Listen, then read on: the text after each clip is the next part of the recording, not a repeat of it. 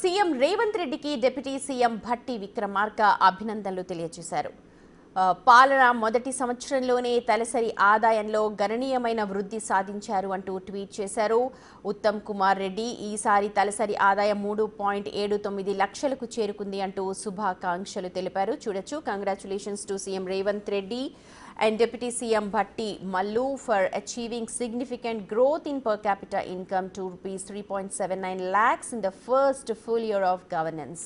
ఉత్తమ్ కుమార్ రెడ్డి ఈ ట్వీట్ చేశారు. ట్వీట్ ద్వారా అభినందనలు తెలియజేశారు.